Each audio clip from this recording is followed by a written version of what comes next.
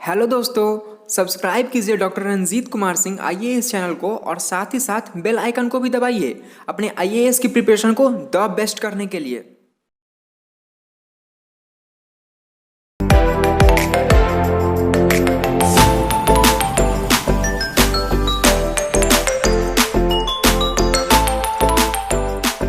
Stone were used for the need of human being. तो मानव के द्वारा जब अपनी आवश्यकता के लिए पत्थर के उपकरणों का प्रयोग किया, उस काल को पाषाण काल कहा जाता है। पाषाण काल के बाद जो नेक्स्ट जो टाइम पीरियड है वो है इंडस वैली सिविलाइजेशन, सिंधु घाटी सभ्यता। पहली बात तो ये याद रखिएगा कि Indus valley civilisation was the first urban civilisation. Sindhu घाटी सभ्यता पहली शहरी सभ्यता है। पहली बार शहर देखे गए आज से 5000 साल पहले। आज से 5000 साल पहले टाउनशिप्स वेयर फाउंड, शहर पाए गए और एक शहरी सभ्यता पाई गई, एक शहरी सभ्यता पाई गई। An urban civilisation was found, that was Indus valley civilisation. We come to know about this civilization by the archaeological sources. पुरातात्विक स्रोतों से इस सभ्यता के बारे में जानकारी मिलती है। राइट डाउन, लिखते चलिए। हेडिंग विल बी, हेडिंग क्या होगा? इंडस वैली सिविलाइजेशन, सिंधु घाटी सभ्यता। हेडिंग होगी सिंधु घाटी सभ्यता। एक एक चीज को अच्छे से दिमाग में बैठा लेना है। पहला इंपॉर्टेंट सेक्शन है। बहुत सारी किताब में आप देखिएगा कि यहीं से शुरुआत होती है, इसीलिए जो छूटा है उसके लिए टेंशन नहीं लेना है। जो स्टोन एज है ना, उससे कोई टेंशन नहीं लेना। फर्स्ट सिविलाइजेशन, पहली सभ्यता थी सिंधु घाटी सभ्यता। इसको सिंधु घाटी सभ्यता क्यों कहते हैं? क्योंकि सिंधु नदी के आसपास के क्षेत्रों में इसके स्थल प्राप्त होते हैं। तो बस दिमाग में रखिए। पहली बात तो वी आर स्टडिंग हिस्ट्री, हम लोग इतिहास पढ़ रहे हैं। In history we are studying ancient India, प्राचीन भारत पढ़ रहे हैं। और प्राचीन भारत में पहली विकसित सभ्यता थी सिंधु घाटी सभ्यता। First matured civilisation was Indus valley civilisation. ठीक है। From the origin of human being, मानव के उद्भव से लेकर के और शहर बनने तक की प्रक्रिया। अचानक शहर नहीं बनते। एक एक चीज मैं बताऊंगा, पूरी तरह से दिमाग में बैठा लेना। लिखिए, सिंधु घाटी सभ्यता लिख दिया। लिखिए, भारतीय उपमहाद्वीप के पश्चिमोत्तर भाग में, क्योंकि ये टारगेट बैच नहीं है, ये फाउंडेशन है, तो आपकी नींव मजबूत होनी चाहिए। आपको पता होना चाहिए कि आप क्या पढ़ रहे हैं। तो भारतीय उपमहाद्वीप के पश्चिमोत्तर भाग में इन द वेस्टर्न नॉर्दर्न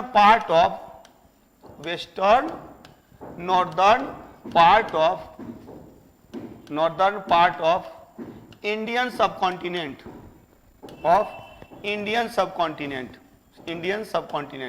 लिखिएगा। भारतीय उपमहाद्वीप के पश्चिमोत्तर भाग में, सबकॉन्टिनेंट क्या मैंने बताया? भारतीय उपमहाद्वीप के पश्चिमोत्तर भाग में 2500 से 1700 ईसा पूर्व के मध्य, 2500 टू 1750 BC, 2500 से 1750 ईसा पूर्व के मध्य भारतीय उपमहाद्वीप के, इंडियन सबकॉन्टिनेंट के पश्चिमोत्तर भाग में वेस्टर्न नॉर्दर्न पार्ट में 2500 से 1750 ईसा पूर्व के मध्य, between 2500 to 1750 BC, a mature लिखिएगा, एक विकसित शहरी सभ्यता प्राप्त होती है। A matured urban civilisation was found. A matured urban civilisation was found. एक विकसित शहरी सभ्यता प्राप्त होती है, एक विकसित शहरी सभ्यता प्राप्त होती है, which is known as Indus valley civilisation, जिसे सिंधु घाटी सभ्यता कहा गया, जिसे सिंधु घाटी सभ्यता कहा गया, सिंधु घाटी सभ्यता कहा गया। सिंधु घाटी सभ्यता, देखिए यहां मैंने कुछ पॉइंट्स कहा। क्या क्या पॉइंट कहा? तो पहली बात तो यह कहा कि भारतीय उपमहाद्वीप के पश्चिमोत्तर भाग में, कहां? भारतीय उपमहाद्वीप के देखिए, जब भारतीय उपमहाद्वीप हम लोग कहते हैं, व्हेन वी टॉक इंडियन सब कॉन्टिनेंट, इंडियन सब कॉन्टिनेंट का मतलब क्या है? इंडिया, देखिए India and neighbourhood countries, Bharat और इसके पड़ोसी देश, लाइक पाकिस्तान, ये पाकिस्तान उधर नहीं, ये पाकिस्तान, भारत, पाकिस्तान, ये नेपाल हो गया, नेपाल, भूटान हो गया, भूटान, बांग्लादेश, बोर्ड पे लिखा हुआ भी है, उसको आप डायरेक्ट भी ये कर सकते हैं, डायरेक्ट भी कर सकते हैं। तो ये याद रखेंगे, भारतीय उपमहाद्वीप, भारतीय उपमहाद्वीप जब हम लोग करते हैं तो भारतीय उपमहाद्वीप का मतलब है India, Pakistan, Nepal, Bhutan, Bangladesh, Sri Lanka. When we say Indian subcontinent, that means Indian, India and the neighbourhood country, Bharat और उसके पड़ोसी देश। जब प्राचीन भारत कहते हैं तो प्राचीन भारत का ही भाग था Pakistan. Pakistan was a part of ancient India, कहे कि इंडिया और पाकिस्तान का विभाजन 14 अगस्त की रात में हुआ था, 14 अगस्त 1947 को हुई। तो इसीलिए 15 अगस्त को, चूंकि 12 बजे के बाद भारत, जो भारत के ये पर साइन किया गया, तो भारत में स्वतंत्रता दिवस 15 अगस्त को मनाते हैं, वो लोग 14 अगस्त को मनाते हैं। तो याद रखेंगे कि भारतीय उपमहाद्वीप के पश्चिमोत्तर, यानी ये हो गया पश्चिम, ये हो गया उत्तर, पश्चिमोत्तर भाग में, तो एक दिमाग में बैठ गया भारतीय उपमहाद्वीप का क्या मतलब है। पश्चिमोत्तर भाग भी क्लियर, पश्चिम और उत्तर, north western and northern part में। टाइम पीरियड क्या है? 2500 टू 1750 बीसी, ईसा पूर्व, 2500 से 1750 ईसा पूर्व के मध्य एक विकसित शहरी सभ्यता, a developed matured urban civilization was found and we call it Indus valley civilisation. हम लोग इसको क्या कहते हैं? सिंधु घाटी सभ्यता। क्यों कहते हैं सिंधु घाटी सभ्यता? एक्चुअली क्या है इसका रीजन? क्या है इसका रीजन? ये है कि यहां से सिंधु नदी निकलती है, यहां से सिंधु नदी निकलती है, और ये सिंधु नदी कहां चली जाती है?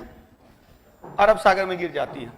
एक्चुअली पिक्चर थोड़ा और इस तरह से बनना चाहिए था, जो ये है इस तरह से बनता तो और आप लोगों को क्लियर ये रहता थोड़ा। तो ये भारतीय उपमहाद्वीप, यहां जो है आप देखेंगे कि यहां से सिंधु नदी निकलती है और ये गिर जाती है, और ये जो आपका कौन सा जो इंडस वैली सिविलाइजेशन है, सिंधु घाटी सभ्यता, भारतीय उपमहाद्वीप के पश्चिमोत्तर भाग में ये एरिया है, ये एरिया है। तो भारतीय उपमहाद्वीप के पश्चिमोत्तर भाग में एक पूर्ण विकसित शहरी सभ्यता का साक्ष्य प्राप्त होता है। अब डेवलप्ड सिविलाइजेशन वाज फाउंड। तो ये देखिए सिंधु नदी, सिंधु की सहायक है ये सतलज नदी, यहाँ रावी नदी, ब्यास नदी, ये चिनाब नदी और झेलम नदी। तो ये जो सिंधु और इसकी सहायक नदियों के क्षेत्र में, एक तो रावी नदी के बाएं तट पर, रावी नदी के बाएं तट पर on the bank of Ravi river Harappa site was found. Harappan site अगर यहां करते हैं ना, ये सतलज नदी, ये रावी, ये ब्यास, ब्यास के बाद रावी, तो रावी नदी के बाएं तट पर और सिंधु नदी के दाएं तट पर on the right bank of Indus, Indus river, Sindhu नदी के दाएं तट पर मोहनजोदड़ो, रावी नदी के बाएं तट पर Harappa, on the left bank of Ravi river, Ravi नदी के बाएं तट पर हड़प्पा और सिंधु नदी के दाएं तट पर मोहनजोदड़ो। ये दो स्थल की जब जानकारी मिली तो हम लोगों को पता चला कि एक सभ्यता थी, देयर वाज अ सिविलाइजेशन, एक सभ्यता थी, there was a matured urban civilisation, एक विकसित शहरी सभ्यता थी। We come to know about that civilisation from the archaeological sources we got from Harappa and Mohenjodaro. Harappa और मोहनजोदड़ो की जब खुदाई की गई ना, उस खुदाई से जो चीजें मिली, जो रिमेनिंग्स, जो अवशेष मिले, जो पुरातात्विक सामग्रियां मिली, जो आर्कियोलॉजिकल सोर्सेज मिले, उससे हमें इस सभ्यता के बारे में जानकारी मिली। तब हम लोगों को पता चला कि एक सभ्यता थी। Clear? And that was Indus valley civilisation. तो चूंकि इसके जो शुरू के स्थल थे, इनिशियल जो स्थल थे, वो कहां थे? वो यहां थे, रावी नदी के बाएं तट पर, सिंधु नदी के दाएं तट पर। यानी कि initial sites were found on the bank of Indus and its subsidiary, its tributary rivers. Sindhu और इसकी सहायक नदी के किनारे इसके आरंभिक स्थल पाए गए। So we call it Indus valley civilisation. हम लोग इसको सिंधु घाटी सभ्यता कहते हैं। लेकिन जब बाद में खुदाई की गई तो दूर दूर, यानी बहुत दूर, सिंधु नदी से बहुत दूर, सुतका गेंडोर, सिंधु नदी से बहुत दूर, सुतका गेंडोर, सिंधु नदी से बहुत दूर, दैमाबाद, सिंधु नदी से बहुत दूर, आलमगीरपुर, सिंधु नदी से बहुत दूर, कालीबंगा। तो बहुत सारे स्थल प्राप्त होते हैं जो सिंधु नदी से बहुत दूर हैं। They are far from the Indus river. So then the question arised, मतलब प्रश्न उठा कि what should be the actual name, वास्तविक नाम क्या होना चाहिए? What will be the meaningful name of this civilisation, इस सभ्यता का सार्थक नाम कौन होना चाहिए? तब फिर जो एक आर्कियोलॉजिकल सर्वे ऑफ इंडिया के हेड थे उस समय, पुरातत्व सर्वेक्षण विभाग के जो प्रमुख थे सर जॉन मार्शल, उन्होंने कहा कि चूंकि खुदाई सबसे पहले किसकी हुई? हड़प्पा की। After the excavation of Harappa, we come to know about their civilization. So it should be Harappan civilization. इसका नाम होना चाहिए हड़प्पा सभ्यता। और इसीलिए बाद में पॉपुलर हुआ हड़प्पा काल, हड़प्पा सभ्यता। क्लियर? तो सिंधु घाटी सभ्यता को ही हड़प्पा सभ्यता भी कहते हैं। क्यों कहते हैं? क्योंकि इसके कारण है कि शुरू के इसके जो स्थल थे, initial sites were found in the area of Indus river valley, Indus river and its tributary rivers. Sindhu नदी और इसकी सहायक नदियों के क्षेत्र में शुरू के स्थल पाए गए, इसीलिए इसका नाम सिंधु घाटी सभ्यता रखा गया। लेकिन बाद में इसके स्थल दूर दूर पाए गए, तो बोला गया कि जो इसका मॉडल प्लेस था, मॉडल प्लेस प्रारूप स्थल था जिसकी खुदाई सबसे पहले की गई थी, that was Harappa, and so it was called Harappan civilisation. तो राइट डाउन, लिखिए। आरंभ में इस सभ्यता के स्थल, साइट्स ऑफ दिस सिविलाइजेशन, आरंभ में इस सभ्यता के स्थल, आरंभ में इस सभ्यता के स्थल सिंधु नदी और इसकी सहायक नदियों के आसपास पाए गए। आरंभ में इस सभ्यता के स्थल सिंधु नदी और इसके आसपास, सिंधु नदी और इसकी सहायक नदियों के आसपास पाए गए। Initially, sites of this civilization were found near Indus River and its tributary river. Near Indus River and its tributary rivers. तो आरंभ में इसके स्थल सिंधु नदी और इसकी सहायक नदियों के आसपास पाए गए। So it was called, इसीलिए इसे सिंधु घाटी सभ्यता कहा गया। So it was called Indus Valley Civilization. So it was called Indus Valley Civilization. इसीलिए इसे सिंधु घाटी सभ्यता कहा गया, सिंधु घाटी सभ्यता कहा गया। It was called Indus Valley Civilization, Sindhu घाटी सभ्यता कहा गया। किंतु बाद में, but later on, किंतु बाद में, but later on, किंतु बाद में इस सभ्यता के स्थल सिंधु नदी से दूर भी प्राप्त होते हैं। But later on sites of this civilisation were found far from the Indus river, इस सभ्यता के स्थल सिंधु नदी से दूर पाए गए। ठीक है, इस सभ्यता के स्थल सिंधु नदी से दूर पाए गए। और तब इसमें क्या हुआ, तब प्रश्न उठा कि क्या इसका नाम सिंधु घाटी सभ्यता रखना अधिक सार्थक है। तब सर जॉन मार्शल ने कहा, सर जॉन मार्शल ने, देखिएगा सर, नेक्स्ट पॉइंट लिखिएगा, sir John Marshall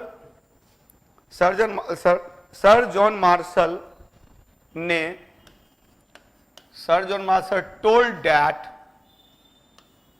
sir John Marshall ने इस सभ्यता का सार्थक नाम हड़प्पा सभ्यता कहा। Sir John Marshall told that Harappa civilisation is the meaningful name.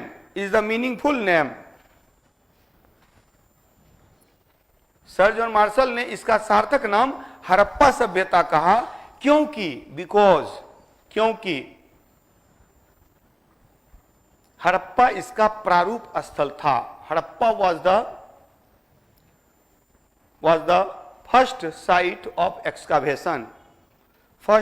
of excavation, उत्खनन का प्रथम स्थल था, यानी प्रारूप स्थल था। प्रारूप स्थल मतलब इसी से बाकी सारा, यही प्रारूप सब जगह मिला, इसीलिए इसको फर्स्ट साइट ऑफ एक्सकावेशन, तो उत्खनन का प्रथम स्थल था कौन, हड़प्पा, और इसीलिए इसका नाम। तो अब एक प्रश्न उठता है, सर जॉन मार्शल कौन थे? तो सर जॉन मार्शल को हेड ऑफ ASI, जो ये ASI के हेड थे, ASI archaeological survey of India, तो भारतीय पुरातत्व सर्वेक्षण के प्रमुख थे। तो लिखिएगा सर जॉन मार्शल भारतीय पुरातत्व सर्वेक्षण के प्रमुख थे। सर जॉन मार्शल भारतीय पुरातत्व सर्वेक्षण के प्रमुख थे।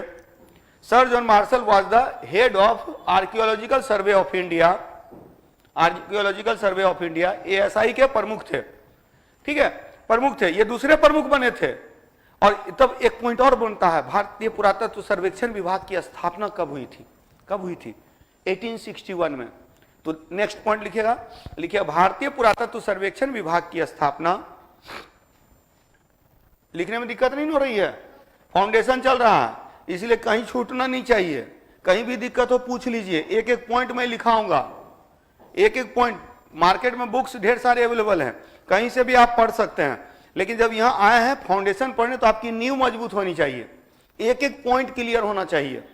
ठीक है, तो क्योंकि यहां हमारा जो टारगेट है वो क्या है, यूपीएससी है। जब आप यूपीएससी की तैयारी करते हैं, बीपीएससी सब ऐसे निकल जाता है। और आज अगर देखा जाए तो दिल्ली में रहकर लोगों ने रिजल्ट देना शुरू किया था, लेकिन अब पटना से भी रिजल्ट आने लगा है। तो क्यों आने लगा है? क्योंकि अब जो दिल्ली का पैटर्न है वो यहां भी चलने लगा है। अब आप लोगों की बराबर मुलाकात टॉपर से होती है। पहले पटना वाले सोचते थे, और दिल्ली में ऐसे ही होता था। दिल्ली में हम लोग बराबर जो है टॉपर सबसे मिलते रहते थे। अब वो चीजें आप लोगों को अभी मिल रही है। ठीक है, वो तो छोड़िए, वो तो दिल्ली वालों को भी नसीब नहीं है कि सिलेक्टेड पढ़ा रहे हैं। वास्तविकता है कि सिलेक्टेड लोग पढ़ा रहे हैं। यहाँ तो आपके जितने भी लोग हैं सिलेक्टेड हैं। सर का भी नेक्स्ट टाइम फाइनल सिलेक्शन हो ही रहा, रजनीश सर का भी 66 भी हाँ काफ़ी बेहतरीन गया, कंटिन्यू इंटरव्यू दे रहे हैं। और रही बात कि सर के मार्गदर्शन में आगे इंटरव्यू में ही कम नंबर था, तो सर से पहले मिले होते तो इंटरव्यू भी निकल जाता। रंजीत सर का जो गाइडलाइन है, जो मॉक करवाते हैं, उसका बेनिफिट मुझे भी हुआ था। मैंने भी मॉक किया था, उसका बेनिफिट मिला। तो वही चीज़ है। तो ये बहुत बड़ी बात है कि पटना के स्तर पर ये चीज़ें मिल रही हैं। आज हम लोग सोच रहे हैं, और यही कारण है कि देखिए ये जो इस प्रकार का जो परिवर्तन आया है, इसी परिवर्तन का परिणाम है कि आज टॉपर, यूपीएससी का टॉपर अपने बिहार से है। फिर से बिहार की जो गौरवशाली परंपरा है वो लौट रही है, स्पेशली सिविल सर्विस के पॉइंट ऑफ व्यू से। नहीं तो यहां तो लोग ग्रुप डी की मेंटेलिटी बनाकर बैठे हुए थे, ग्रुप डी का फॉर्म भरते थे। टैलेंट है आईएएस बनने की और फॉर्म भर रहे हैं ग्रुप डी का। 16 घंटा 17 घंटा मेहनत कर रहे हैं। पता करते थे कि क्या चीज की तैयारी कर रहे हैं, तो पता चला कि ग्रुप डी की। माथा पीट लेता था मैं, उतनी तैयारी, उससे कम तैयारी में लोग सिविल सर्विस निकाल लेते हैं, काफी कम तैयारी में। ये एक मेंटली, मतलब समझिए तो मेंटल जो एक डेवलपमेंट आपको करना है, मतलब मानसिक रूप से आपका विकास होना चाहिए। प्रश्न जो पूछा जाता है तो प्रश्न के कॉन्सेप्ट को समझना, और ये फाउंडेशन का मेन उद्देश्य यही है कि आपके दिमाग में पूरी तरह से चीजें बैठ जानी चाहिए। लास्ट पॉइंट क्या लिखा था? ASI तो लिख दीजिएगा ना। भारतीय पुरातत्व सर्वेक्षण विभाग की स्थापना 1861 में हुई थी। Archaeological survey of India was established in 1861। बता रहा हूं किसके पीरियड में हुई थी उस समय। कैनिंग जो था ना, Lord Canning was the governor general of India and first viceroy of India. तो भारत के प्रथम वायसराय लॉर्ड कैनिंग थे। और किसके निर्देशन में बोलिएगा तो इसके हेड कौन थे? तो हेड थे अलेक्जेंडर कनिंघम महोदय थे। कनिंघम महोदय इसके प्रमुख थे, इसके हेड बने थे। तो फर्स्ट हेड जो थे अलेक्जेंडर कनिंघम थे। Alexander Cunningham was the first head of ASI। तो आर्कियोलॉजिकल सर्वे ऑफ इंडिया, भारतीय पुरातत्व सर्वेक्षण विभाग की स्थापना कब हुई? 1861 में हुई। इसमें गवर्नर जनरल कौन थे? Lord Canning was the governor general. Lord Canning governor general थे। And who became the first head of ASI? Alexander Cunningham became the first head of ASI। Clear? तो फर्स्ट हेड कौन बने? Cunningham. और इसके बाद Cunningham के बाद आते हैं कौन? कनिंघम के बाद आते हैं sir John martial. Under the guidance of sir John Marshall के निर्देशन में इन 1921 में हड़प्पा की खुदाई करवाई थी दयाराम साहनी ने, और मोहनजोदड़ो की खुदाई करवाई थी राखल दास बनर्जी ने। तो अगला पॉइंट लिख दीजिएगा। ये क्लियर? ये समझ में आ गया? और एक चीज याद रखिएगा, 1904 में इन 1904 में sir John Marshall became the head of ASI। ASI के हेड जो बने सर जॉन मार्शल, वो 1904 में बने थे। 1904 में बने थे। 1904 में लिख दीजिए, सर जॉन मार्शल 1904 में ASI के प्रमुख बने। Sir John Marshall became the head of ASI in 1904 and under the guidance of sir John Marshall के निर्देशन में, under the guidance of sir John Marshall के निर्देशन में हड़प्पा और मोहनजोदड़ो स्थल की खुदाई की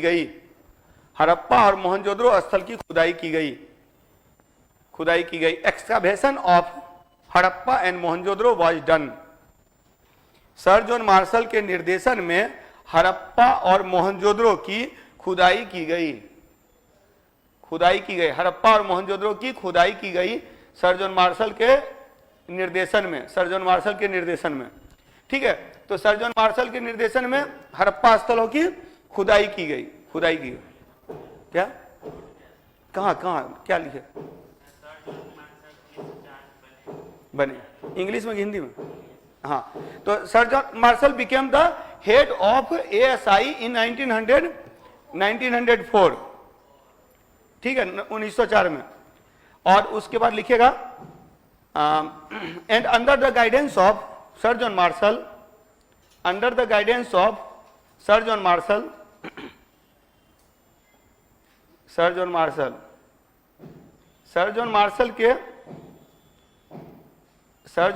के निर्देशन में, under the guidance of sir John Marshall, excavation of Harappa and Mohenjodaro was done. Excavation उत्खनन, एक्सकावेशन, VATION,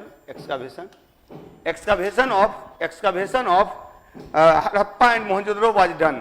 तो हड़प्पा और मोहनजोदड़ो की खुदाई करवाई गई। यहां लिख दीजिएगा 1921 हड़प्पा दयाराम साहनी। क्लियर? 1921 ठीक है? 1921 हड़प्पा दयाराम साहनी। हड़प्पा की खुदाई किया गया दयाराम साहनी।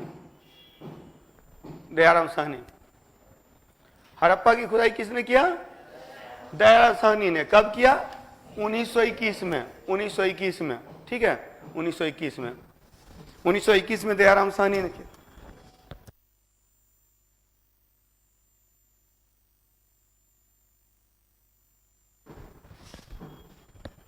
क्लियर? तो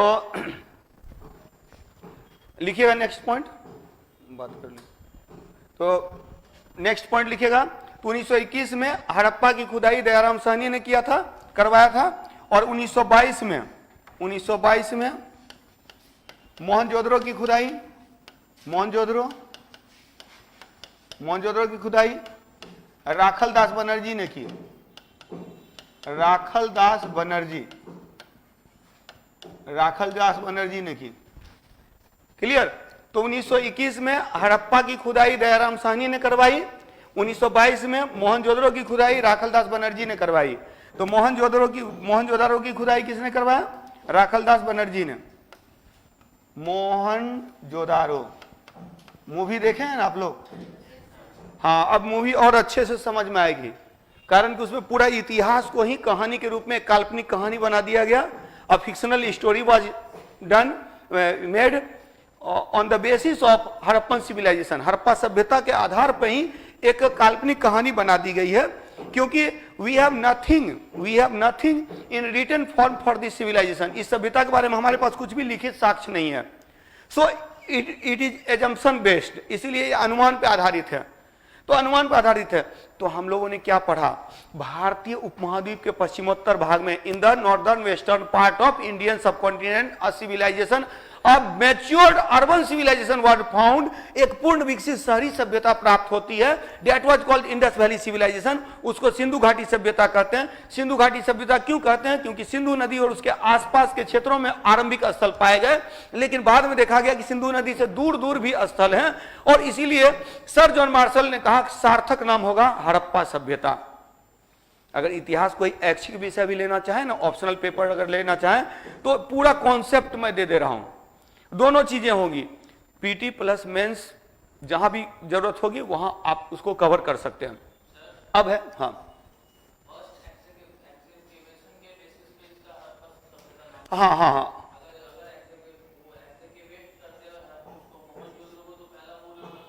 बिल्कुल बिल्कुल बिल्कुल, जिसके एक्सकवेशन के आधार पर ही किया गया, फर्स्ट प्लेस था, फर्स्ट साइट था, इसीलिए हड़प्पा की खुदाई ना हो के मोहनजोदड़ो की खुदाई, तो कहते मोहनजोदड़ो सभ्यता। ऐसे भी बोलते हैं, जैसे प्राचीन भारत आपके दिमाग में आता है तो दिमाग में आता है हड़प्पा मोहनजोदड़ो, देखते हैं, बोलते हैं ना, जैसे मुगल, जैसे मध्यकालीन भारत करते हैं तो वो अकबर बाबर करने लगते हैं, वैसे जब प्राचीन भारत करते हैं हड़प्पा मोहनजोदड़ो करने लगते हैं। तो हड़प्पा मोहनजोदड़ो ये दो प्रमुख शहर थे जिसकी खुदाई के बाद इस सभ्यता के बारे में पता चला। और ये सभ्य खुदाई किसने करवाया? 1921 में दयाराम साहनी ने। एक चीज याद रखिएगा, who was the excavator of Harappa? Harappa का उत्खनन करता कौन था? तो दयाराम साहनी। एंड ये मोहनजोदड़ो का उत्खनन करता था Rakhaldas Banerjee. But both were under the guidance of sir John Marshall. Sir John Marshall के निर्देशन में खुदाई हुई। तो अगर पूछेगा हड़प्पा की खुदाई किसके निर्देशन में हुआ? तो सर जॉन मार्शल। मोहनजोदड़ो की खुदाई किसके निर्देशन में हुआ? तो sir John Marshall. Sir John Marshall के ही निर्देशन में खुदाई हुई। और उत्खनन करवाने वाले कौन थे? तो वो दयाराम साहनी थे, हड़प्पा के लिए, मोहनजोदड़ो के लिए राखलदास बनर्जी। क्लियर? कोई डाउट नहीं ना? अब है कि अगले सेक्शन पे हम लोग चलते हैं। तो इसको देखिए, सिंधु घाटी सभ्यता से कुछ चीजें मैं बता रहा हूं कि पहली बात तो ये कि ये सिंधु घाटी सभ्यता इतना पॉपुलर क्यों हुआ? पॉपुलर इसीलिए हुआ कि ये सोचिए आज से 5000 साल पहले, आज से अभी है ना 2021, तो 2000 साल इधर अब 2500 साल उधर, तो 4500 लगभग। आज से 4500 साल पहले 4500 years ago townships where found, नगर पाए गए। और नगर भी कैसा? नगर नियोजन के साथ, प्लानिंग के साथ। देखिए कैसे शहर है।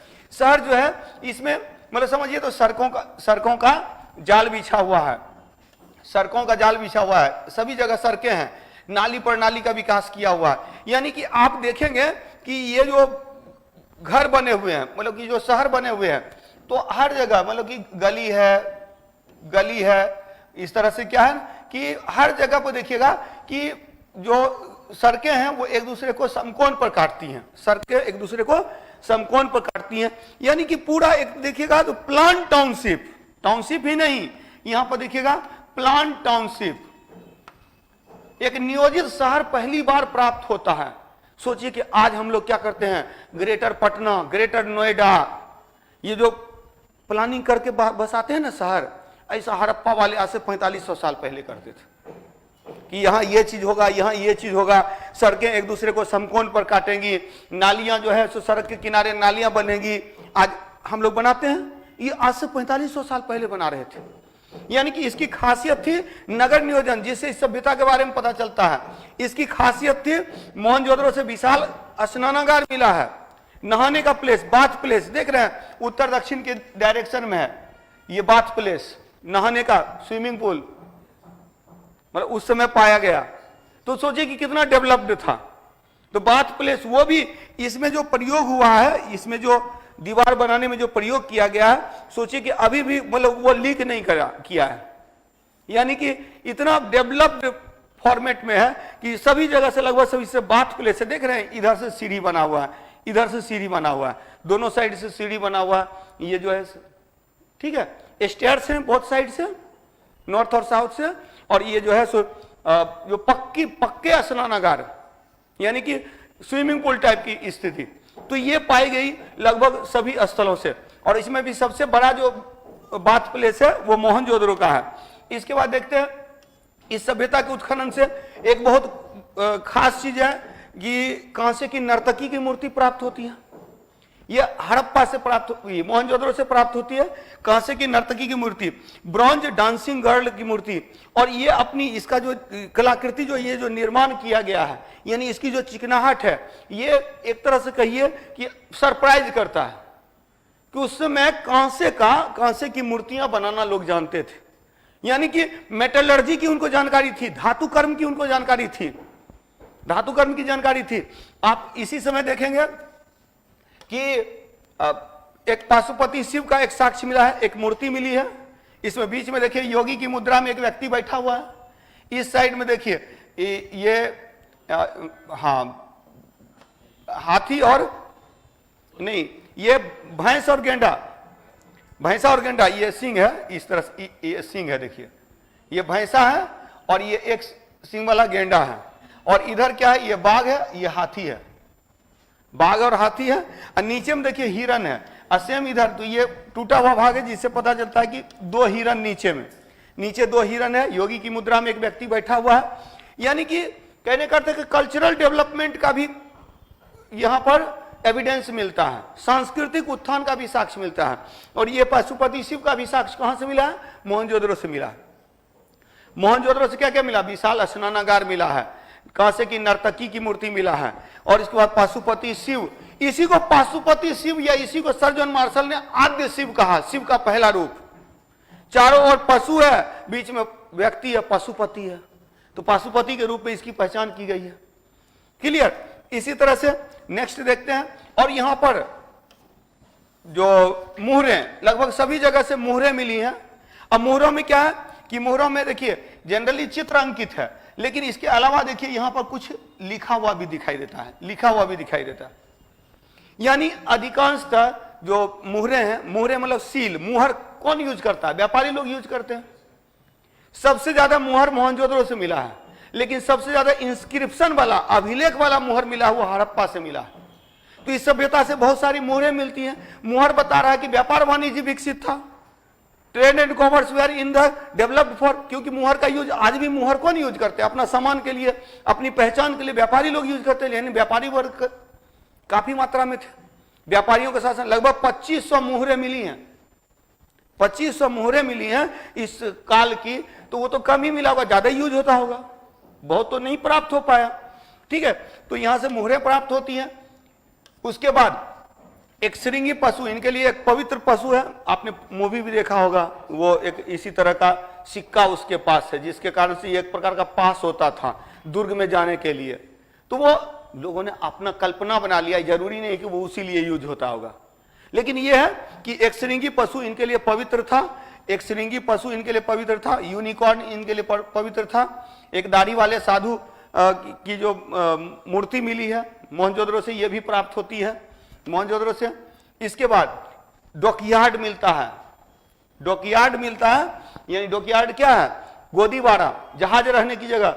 देखिए ये इस तरह से बना हुआ है कि जहाज आकर के यहां पर ठहर सके। एक्चुअली क्या है ना कि ये पानी भर जाता था, जब वर्षा के सीजन में पानी भर जाता था, और जब बारिश नहीं होती थी ना तो ये सूखा रहता था, इस तरह से रहता था, तो सूखा रहता था, नहीं तो पानी भरा। अब साथ ही साथ ये लोथल में प्राप्त होता है, लोथल में प्राप्त होता है। देखिएगा, लोथल एक ज्वारीय बंदरगाह था। जब टाइड्स उठते थे ना, पानी जब पूरा यहां ओवरफ्लो होता था, तब जहाज समुद्र से आ जाते थे। लेकिन अब टाइड्स चला गया तो जहाज तो जमीन पर ही रह जाएगा। तो जमीन पर जहाज ना रहे, उसके लिए एक डॉकयार्ड बना दिया गया था, गोदीबारा बना दिया गया था। सोचिए कि कितना डेवलप्ड थे वो लोग आज से 4500 साल पहले। इसी संदर्भ में ये यूनिक है कि एक सभ्यता थी, विकसित सभ्यता थी। अभी सिर्फ मैं आपको इसका इंट्रोडक्शन दे रहा हूं पूरे कॉन्सेप्ट के साथ। टारगेट बैच जो किए होंगे इतना विस्तार से चीजें नहीं पढ़े होंगे, कारण टारगेट में है कि बीपीएससी देना है, उसके लिए पढ़ना है। यहां है कि यूपीएससी तक का एक कॉन्सेप्ट बिल्डअप होगा, तब जाकर के आप फेस कर सकते हैं। सिर्फ पीटी नहीं, मेंस के स्तर पे भी। मेंस के स्तर पर ऐसे पढ़ाई नहीं की जाती है, पढ़ाया जाता है पीटी में ही। मेंस में लिखने की प्रैक्टिस होती है। यहां तो बेवकूफ लोग हैं जो मेंस में भी पढ़ने चले जाते हैं। अगर कोई मेंस में आपको आंसर लिखा रहा है तो वो तो उसका आंसर है ना, वो आपका आंसर थोड़े ना है। आपका आंसर तो तब होगा जब आप लिख के दिखाएंगे। आपको तो केवल एक गाइडलाइन मिलेगी, और वो गाइडलाइन ही यहां अवेलेबल है। यहां पर देखिए, जितने भी लोग हैं सिलेक्टेड इन सेक्रेटरी लेवल तक के जो लोग हैं, वो लोग आते हैं, निःशुल्क मार्गदर्शन दे रहे हैं, तो वो अपना कीमती समय निकाल कर आते हैं।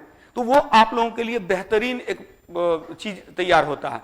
और अपने मानसिक स्तर पर अपने आप को प्रिपेयर कीजिए, एज अ ऑफिसर अपने आप को देखना शुरू कीजिए, और तब देखिएगा बहुत ही इजी हो जाएगा। Easier than group D. UPSC is easier than group D.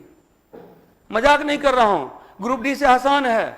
वहां रट्टा मार करना है, यहां थिंक करना है कि complete develop civilisation before 1400 years ago, यानी 4500 ईयर्स एगो, यानी 4500 साल पहले, आज से 4500 साल पहले एक पूर्ण विकसित शहरी सभ्यता का साक्ष्य मिलता है। सोचिए, डॉकयार्ड बनाए हुए थे। आज का कॉन्सेप्ट उस समय में प्रचलित थी। इसके बाद ये डॉकयार्ड कहां था? लोथल में था। अब हम लोग इस सभ्यता का एक परिचय करेंगे, इससे रिलेटेड अब कुछ पॉइंट्स मैंने लिखा दिया। सिंधु घाटी सभ्यता का विकास कहां हुआ? भारतीय उपमहाद्वीप में। Indus valley civilisation was developed in Indian subcontinent. इसका ज्यादा स्थल कहां है? पाकिस्तान में और भारत के पश्चिमोत्तर भाग में। पश्चिमोत्तर भाग का मतलब क्या हो गया? तो पश्चिमोत्तर भाग का मतलब हो गया कि आप जब प्लेस करेंगे ना, तो देखिए यहीं से यहीं तक का हम लोग को देखना है।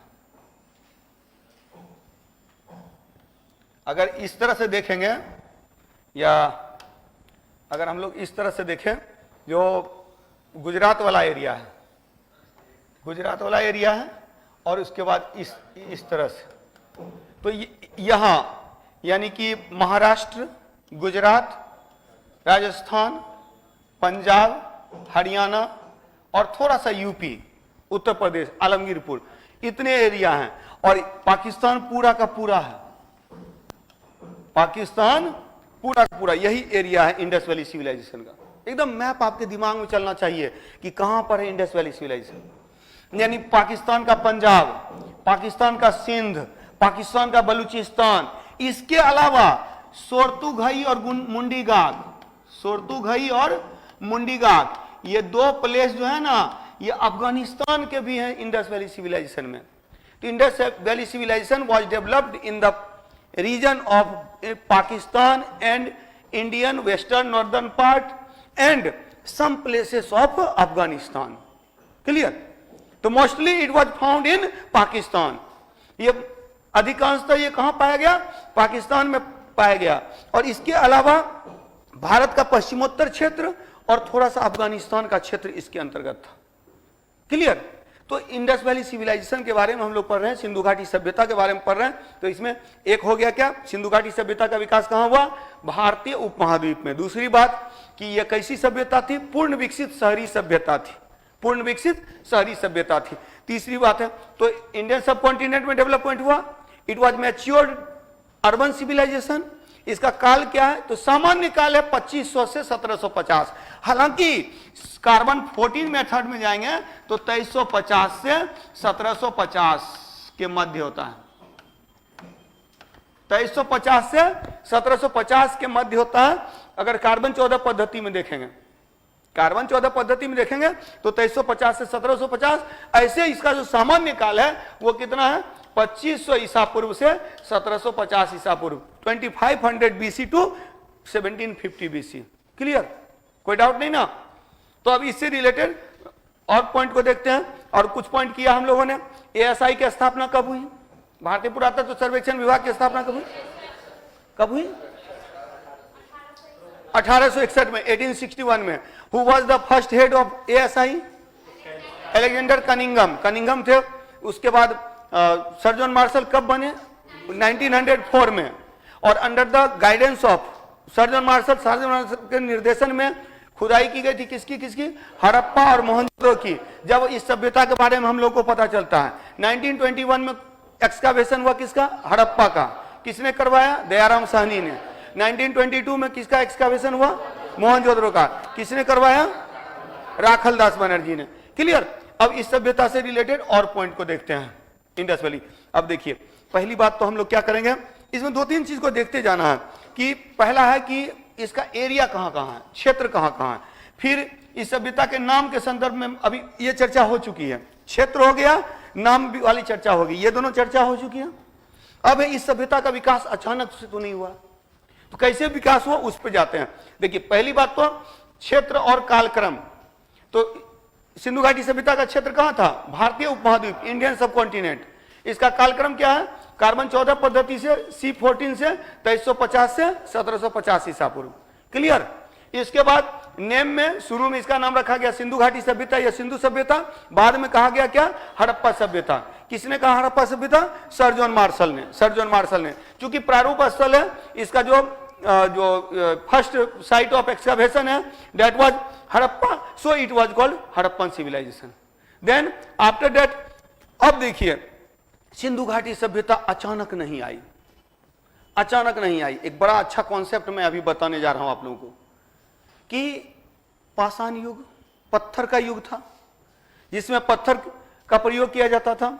पाषाण युग में जब खेती होने लगी तो उसको नवपाषाण कहते हैं, नियोलिथिक। नवपाषाण युग समझते हैं ना? नवपाषाण युग का मतलब क्या होता है? पाषाण युग में खेती, जब स्टोन एज में जब फार्मिंग हुई तो उसको कहा गया नवपाषाण, Neolithic. That was called Neolithic. इसको क्या कहते हैं? नियोलिथिक। अब नियोलिथिक एज में क्या हुआ? कृषि कार्य हुए। कृषि, खेती क्यों किया जाता था? पेट भरने के लिए, उपजाए खा लिए। लेकिन एक चीज है, अगर 10 आदमी खेती करते हैं तो इतना तो उपज हो ही जाता है कि उसमें 15 आदमी खा सके।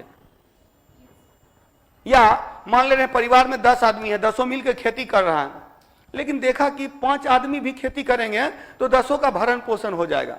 तो ऐसे में 5 आदमी जो बचे उनको बोला गया कि आप दूसरा काम करो। जैसे कि हमको खेती में चाहिए कुदाल, खेती में चाहिए मतलब कि अनाज रखने के लिए चाहिए बर्तन, जैसे कि जो यानी कि अनाज को रखने के लिए जो चाहिए, या फिर जैसे हल चलाने के लिए उसको बांधने के लिए रस्सी चाहिए। मतलब बहुत सी सामग्री चाहिए जो खेती करने में सहायक है। तो खेती करने में जो सहायक चीजें हैं उसको निर्माण कीजिए। मतलब जब खेती में, जब एग्रीकल्चर में, एग्रीकल्चर ने क्या किया? एग्रीकल्चर ने अस्थाई निवास दिया। अस्थाई निवास, पता है ना, परमानेंट सेटल होने लगे और इससे गांव का विकास हुआ। Villages we are developed. और ग्रामीण संस्कृति जो होती है ना, गांव जो होता है ना, ये आत्मनिर्भर होता है, इंडिपेंडेंट होता है। आत्मनिर्भर मतलब जितना उपजाया उतना खा लिया, जितना उपजाया उतना खा लिया। तो नवपाषाण युग में खेती हुई, खेती ने मानव को अस्थाई निवास दिया, लोग रहने लगे, तो गांव का विकास हुआ। गांव में जितना उपजाते थे खा पी के खत्म कर लेते थे। लेकिन जब खा पी के बचने लगा, कृषि में जब अधिशेष होने लगा, सरप्लस इन एग्रीकल्चर, जब कृषि अधिशेष होने लगा, कृषि अधिशेष होने लगा, अधिशेष मतलब सरप्लस, सरप्लस इन एग्रीकल्चर हो गया। तो जब सरप्लस होने लगा एग्रीकल्चर में, जब सरप्लस होने लगा तो ऐसे में क्या हो गया कि कुछ लोग गैर कृषि कार्य करने लगे, नॉन एग्रीकल्चर वर्क, गैर कृषि कार्य, गैर कृषि कार्य। इसको मैं समझा देता हूं, दिमाग में बैठ जाएगा। और देखिए कैसे सिंधु घाटी सभ्यता आया, अचानक से नहीं आया सिंधु घाटी सभ्यता। सिंधु घाटी सभ्यता का जो विकास होता है वो अचानक नहीं होता है। मैंने क्या बताया, मैंने कहा नवपाषाण युग में, जब पाषाण युग में खेती हुई, लोगों ने अस्थायी रूप से रहना शुरू किया तो गांव का विकास हुआ। गांव में लोग जितना उपजाते थे खा पी के खत्म कर लेते थे, लेकिन जब खा पी के बचने लगा तो ऐसे में कुछ लोगों ने कृषि कार्य से हटके कार्य करना शुरू किया, गैर कृषि कार्य करना शुरू किया, नॉन एग्रीकल्चरल। जब एग्रीकल्चर में सरप्लस हुआ तो नॉन एग्रीकल्चरल वर्क हुए, non agricultural work, non agricultural work हुए। और नॉन एग्रीकल्चरल वर्क में क्या हुआ, शिल्प कार्य, हैंडीक्राफ्ट डेवलप हुआ, शिल्प कार्य, शिल्प कार्य हुआ, हैंडीक्राफ्ट डेवलप हुआ। और हैंडीक्राफ्ट ने क्या किया, अब देखिए शिल्प कार्य से क्या हो गया, बचने लगा, बचने, शिल्प कार्य में देखिएगा तो शिल्प कार्य में क्या हुआ, सामान बनने लगे, शिल्प कार्य में सामान बनने लगे, शिल्प कार्य में सामान बनने लगे। और ये जो सामान बनने लगे तो सामान क्या हो गया, सामान जो है एक दूसरे का आदान प्रदान करने लगे। समझिएगा, इतना तो कोई दिक्कत नहीं ना। जब खेती में बचने लगा तो नॉन एग्रीकल्चरल वर्क हुए, हैंडीक्राफ्ट डेवलप हुआ। जब हैंडीक्राफ्ट डेवलप हुआ तो ऐसे में वस्तु बन रहा है, तो शिल्प कार्य से वस्तु बनने लगे। अब ये वस्तु देंगे, अनाज लेंगे, या एक अगर मुझे जरूरत है टोकरी की जरूरत है और मेरे पास अगर जो है मान ले रहे हैं कि रस्सी है तो मैं रस्सी दे दूंगा, टोकरी ले लूंगा। तो वस्तु विनिमय शुरू हुआ। क्या हुआ, बार्टर सिस्टम, वस्तु विनिमय, एक्सचेंज ऑफ गुड्स, वस्तु विनिमय, वस्तु विनिमय शुरू हुआ, यानी बार्टर सिस्टम डेवलप हुआ, बार्टर सिस्टम। क्लियर, तो बार्टर सिस्टम डेवलप हुआ, कोई डाउट नहीं ना, समझ में आ रहा है कि नवपाषाण युग में खेती हुई, खेती ने मानव को अस्थाई जीवन दिया। नवपाषाण युग में खेती हुई, खेती ने क्या हुआ, अस्थाई जीवन दिया, गांव का विकास हुआ। गांव में क्या हुआ कि इंडिपेंडेंट अर्थव्यवस्था हो गई, खा पी उपजाया और खा पी के खत्म। लेकिन जब गैर कृषि कार्य हुए, मतलब जब कृषि में अधिशेष हुआ, एक्स्ट्रा बचने लगा, तो गैर कृषि कार्य हुए, नॉन एग्रीकल्चरल वर्क हुआ। और ऐसे में शिल्प कार्य का विकास हुआ, बार्टर सिस्टम शुरू हुआ। लेकिन बार्टर सिस्टम में देखिए, यहां अगर मान ले रहे हैं खेती हो रही है, यहां जो है सो मान ले रहे मिट्टी मिल रहा है, मिट्टी का बर्तन बन रहा है। यहां पर अगर जो है सो जो रस्सी वगैरह मतलब कि बांस वगैरह मिल रहा है तो टोकरी बनाया जा रहा है। यहां पर मतलब कि जो जगह पर कच्चा माल मिलेगा वही ना सामग्री बनेगी। अब अलग अलग जगह बन रहा है, तो ये यहां जा रहे हैं, ये यहां जा रहे हैं, मतलब ये यहां जा रहे हैं, ये यहां जा रहे हैं। तो सब ने डिसाइड किया कि क्यों ना हम लोग सप्ताह में एक दिन मिले एक जगह सब सामान लेकर। तब ऐसे में साप्ताहिक बाजार का विकास हुआ। ये जो वस्तु विनिमय है ये क्या हो गया, एक स्थान विशेष पर होने लगा, वस्तु विनिमय स्थान विशेष पर होने लगा। और इस स्थान विशेष पर जब होने लगा तो ऐसे में क्या हुआ कि हाट प्रणाली का विकास हुआ। हाट प्रणाली, हाट सिस्टम वाज डेवलप्ड। हाट प्रणाली का मतलब क्या है, वस्तु विनिमय, हाट प्रणाली का मतलब वीकेंड मार्केट, वीकली मार्केट बनने लगे। जब वीकली मार्केट होने लगे तो यही इस बाजार में क्या है, यही हाट जो है। लेकिन सप्ताह में एक ही दिन जरूरत नहीं पड़ेगी, किसी भी दिन जरूरत पड़ सकती है। तो कुछ लोगों ने सोचा कि हम यहीं रह लेते हैं, जो सामान लेकर आएगा उससे भी ले लेंगे और उसको दे देंगे। जो बनिया कैटेगरी का डेवलपमेंट हुआ यहीं पर व्यापारी लोगों का। तो ऐसे में क्या हो गया, यही हाट जब अस्थाई बाजार में बदल गए, अस्थाई बाजार तो अब परमानेंट मार्केट है, इसमें ढेर सारा सामान है तो कोई भी लूट सकता है ना। तो सामान बचाने के लिए पक्का मकान बनाएगा ना, प्लस सामान आसानी से आए जाए तो रोड डेवलप होगा ना। तो रोड बन गया, पक्का मकान बन गया, तो इसी को ना शहर कहते हैं।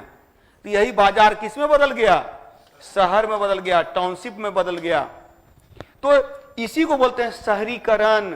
शहर अचानक नहीं बनते हैं, शहर एक प्रक्रिया का परिणाम है। देखते नहीं है, पुराने समय में जो गांव था आज शहर में बदल गया। बोलते नहीं कि बोलते हैं कि पहले तो यहाँ कुछ नहीं मिलता था, अब सब सामान मिलने लगा है, अब तो ये शहर हो गया है। तो यही शहर का विकास ऐसे ही होता है। तो ऐसे ही सिंधु घाटी सभ्यता का भी विकास हुआ। हड़प्पा सभ्यता या सिंधु घाटी सभ्यता का विकास इसी प्रकार से हुआ। दैट मीन्स कि Indus valley civilisation was the result of process of urbanisation. शहरीकरण के प्रक्रिया का परिणाम था। तो इसमें देखिए सब चीज है। नवपाषाण सबसे पहले आया, फिर नवपाषाण के बाद ग्रामीण संस्कृति, पूर्व हड़प्पा यानी ग्रामीण संस्कृति आई, फिर आद्य हड़प्पा आया, कुछ शहरी लक्षण दिखने लगे, और फिर पूर्ण विकसित शहरी शहर आ गया, तो विकसित अवस्था हो गया, और एट लास्ट सभ्यता का पतन हो गया, तो परवर्ती हो गया। तो इस सभ्यता के कई चरण हो गए, और तब इस सभ्यता के पहले इस क्षेत्र में कई संस्कृतियां पाई गई, जिसको पूर्व हड़प्पा संस्कृति बोलते हैं। इसी में कुल्ली संस्कृति, नाल संस्कृति, क्वेटा संस्कृति, झोब संस्कृति। तो ये सब संस्कृति का विकास हुआ जो पूर्व हड़प्पा संस्कृति है। ये प्रोसेस समझ में आया? यही चीज है। लोग मतलब कि पढ़ लेते हैं सिंधु घाटी सभ्यता, पता ही नहीं कि सिंधु घाटी सभ्यता कैसे आया। सिर्फ रट्टा मार पढ़ाई होती है यहाँ पे, आप देखिएगा। तो यही ये कॉन्सेप्ट को जानना जरूरी है कि अचानक से शहर नहीं बने, शहर बनने की एक प्रक्रिया थी। शहरीकरण एक प्रक्रिया है जिसका परिणाम था सिंधु घाटी सभ्यता। और ये कैसे आया? तो ये कृषि अधिशेष के बाद, after surplus in agriculture, non agricultural work started, then craft were developed, handicraft were developed. After that, exchange of goods, that means barter system started, which is the result, due to which hard system was developed, weekend market was developed, and when weekend market converted into permanent market, it were called township. जब यही हाट प्रणाली, weekly market अस्थाई बाजार में permanent market में बदल गया, तो इसी को शहर कहा गया। बोलते हैं ना मार्केट चलोगे, कभी कभी बोलते हैं शहर चलोगे, तो शहर मतलब होता है मार्केट। गांव मतलब जो है, गांव का बाजार छोटा बाजार होता है, वस्तु विनिमय वहां ज्यादा होता है। देखते हैं अपना सब्जी दे के दूसरे का सब्जी ले लेते गांव में। कई बार होता है कि ये दे दीजिए, ये ले लीजिए। तो उस तरह का की चीजें अभी भी हो रही है गांव में। लेकिन शहर में क्या है, मुद्रा चलता है, करेंसी चलता है। नहीं हो गया, खत्म हो गया। तो धीरे धीरे वही तो ग्रामीण संस्कृति धीरे धीरे खत्म हो रही है ना। हाँ हाँ नहीं, वही बात मैं बता रहा हूं कि धीरे धीरे तो हो रहा है ना, डेवलप्ड हो रहा है। तो इस तरह से चीजें अभी भी, एक्सचेंज ऑफ गुड्स तो अभी भी चल रहा है, अभी तो ये चल रहा है, अभी भी टाउनशिप में भी तो हो रहा है। कपड़ा उपड़ा देखे, कपड़ा उपड़ा ले करके और बर्तन दे देते हैं, तो अभी भी तो चल रहा है। चलिए ठीक है, तो ये देखेंगे। तो इसके कारण से प्री हड़प्पन कल्चर डेवलप हुए। पहले प्री हड़प्पन आया और अच्छा ये जो प्री हड़प्पन बोल रहे हैं ना, ये ग्रामीण संस्कृति है। इसी ग्रामीण संस्कृति से शहर का विकास हुआ। यानी कि और स्पेशली सबसे ज्यादा जो हम लोग पढ़ते हैं सोथी संस्कृति, राजस्थान में सिंधु घाटी सभ्यता, Indus valley civilisation was the result of process of urbanisation.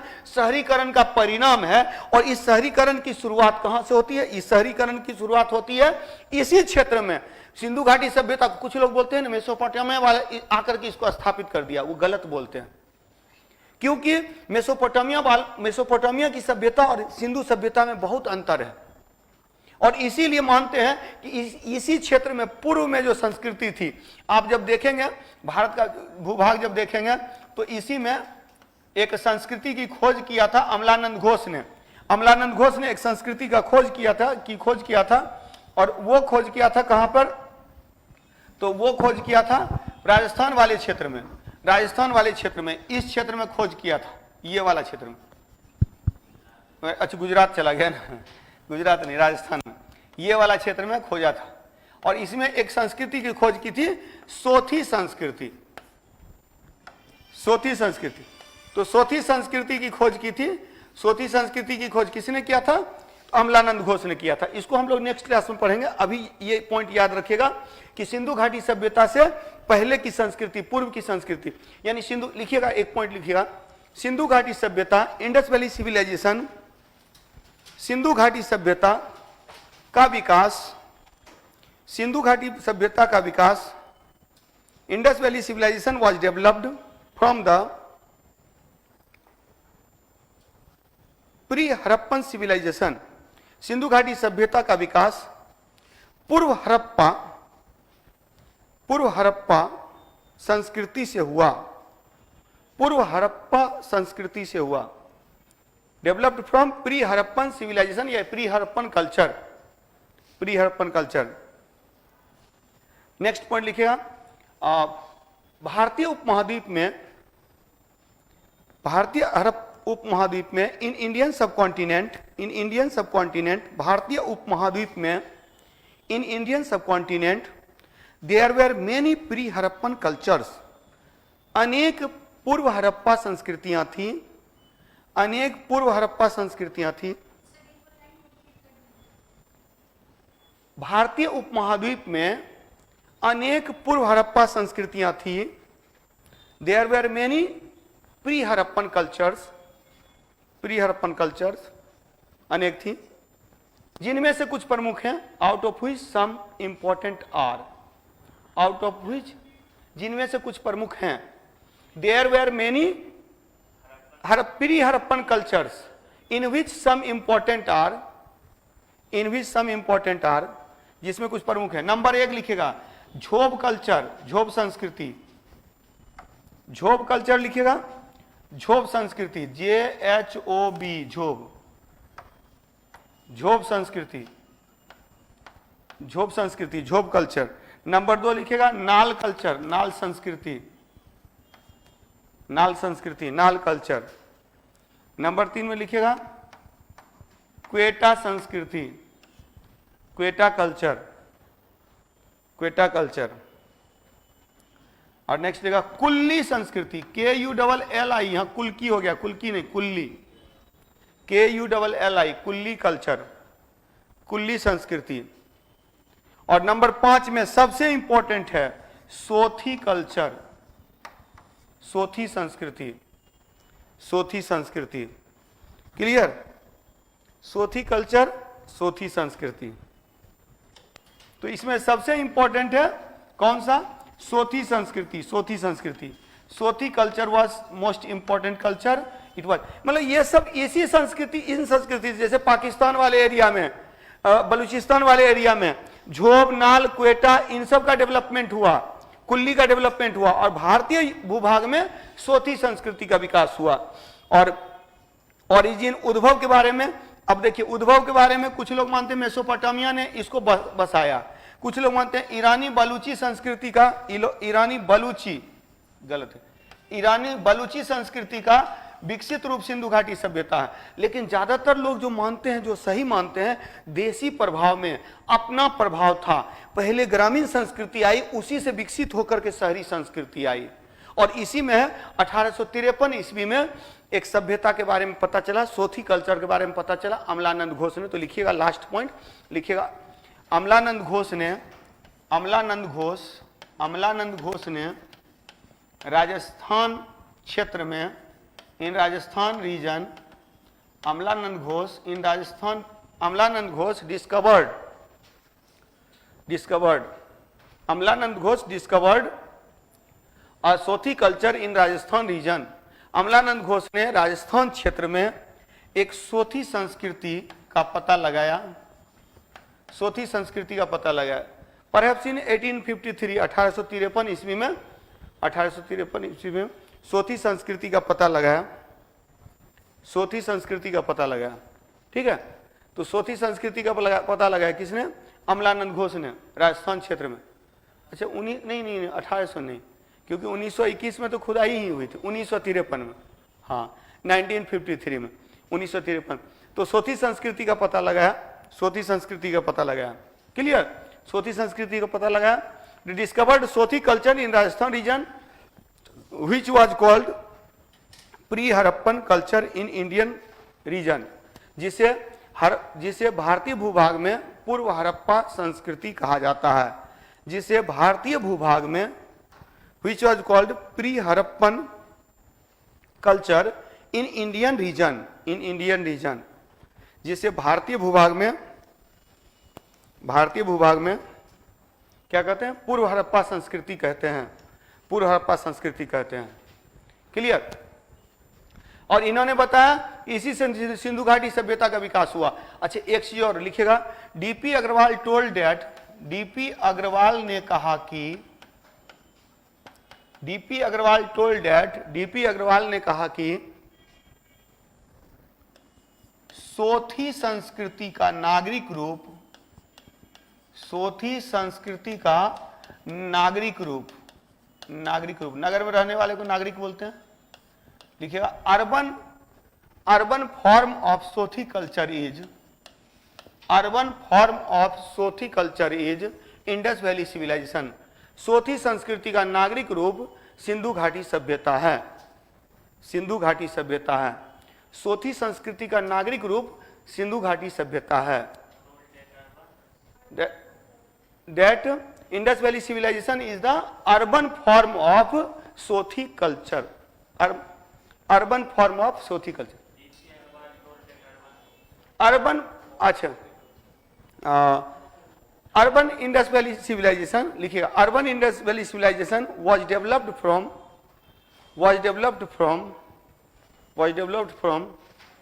Sothi rural culture, Sothi rural culture, मतलब सोथी कल्चर जो थी ना, सोथी ग्रामीण संस्कृति थी, उसी का नागरिक रूप सिंधु घाटी सभ्यता है। किसने कहा? डीपी अग्रवाल ने। दैट मीन्स कि both are the supporter of Sothi culture development from native influence, देसी प्रभाव में इस सभ्यता का विकास हुआ, इसके संदर्भ में है। ठीक है, इसको हम लोग नेक्स्ट क्लास में पूरा करते हैं, आगे बढ़ते हैं।